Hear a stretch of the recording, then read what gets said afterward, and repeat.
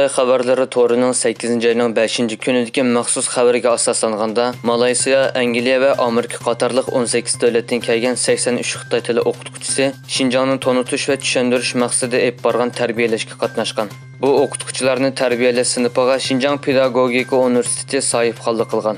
Mazkur xabarda yana mundaq deyilgan. Bu chet eldagi Xitoy tili o'qituvchilarini tarbiyalash sinifi 2 hafta davomlashadi. Kasbiy dars so'zlash va munosabatlik darslardan boshqa yana sirtda o'rganishmi bor. Bu tarbiyalash sinifidagi o'qituvchilarning Xinjiangni tushunishiga yordam beradi. Mutaxassislarning qarashicha, Uyg'ur, Qozoq, Qirg'iz va boshqa Xitoy bo'lmagan turkiy millatlarga qarshi irqiy qirg'inchiligi va insoniyatga qarshi olib borgan jinoiy qilmishlarni inkor qilish uchun Xitoy hukumatı bu xildagi turli faoliyatlarni olib boradi ekan. Bu chet eldagi Xitoy tili o'qituvchilarini tarbiyalash sinfimi Xitoyning irqiy qirg'inchilikni inkor qilish tashviqoti uchun xizmat qiladi deb qaralmoqda.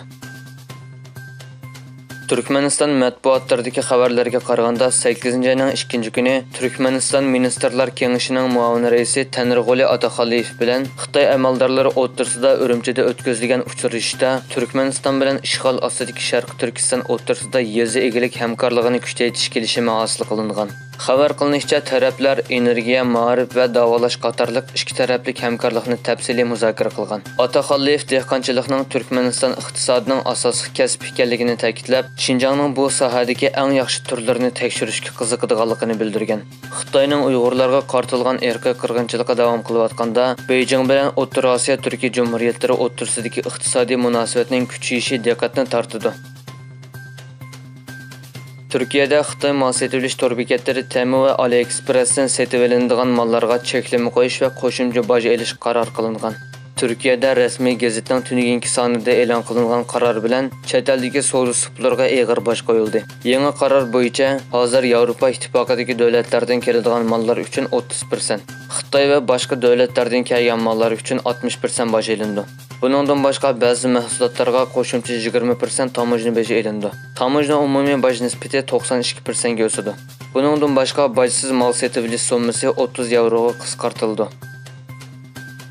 Turkiya davlatlik ayollar voleybol komandasi Parij 2024-yillik Olimpik tanharkat musobaqasining chorak hal qilish musobaqasida Xitoyni yengib yarim hal qilish musobaqasiga kirdi.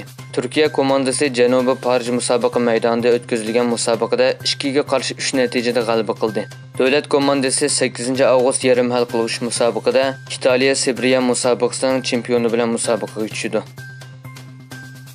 Oldingi hafta Angliyada boshlangan va butun mamlakatga tarqalgan o'ngchil guruhlarning zo'ravonlik harakatlari sababidan Avstraliya bu davlatdagi fuqarolarni intayin ehtiyotchan bo'lishga va namoyish yuz bergan rayonlardan yiroq turishga ogohlantirdi.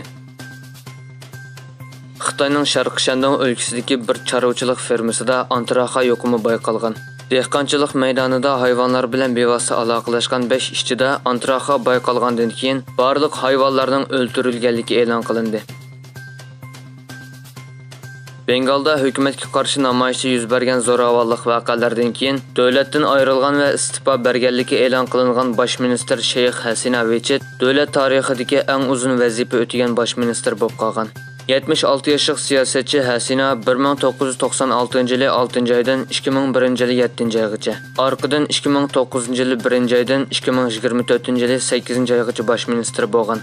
Bengalda Xitoy virusi yuqumidan keyin turmush narxi va pul paxolligi tez oshdi. Fuqarolar hukumatni chiriklik bilan aybladi. Hasina hukumati o'zining siyosiy raqiblari va taratqularga qattiq bo'lganlik uchun tanqidlandi.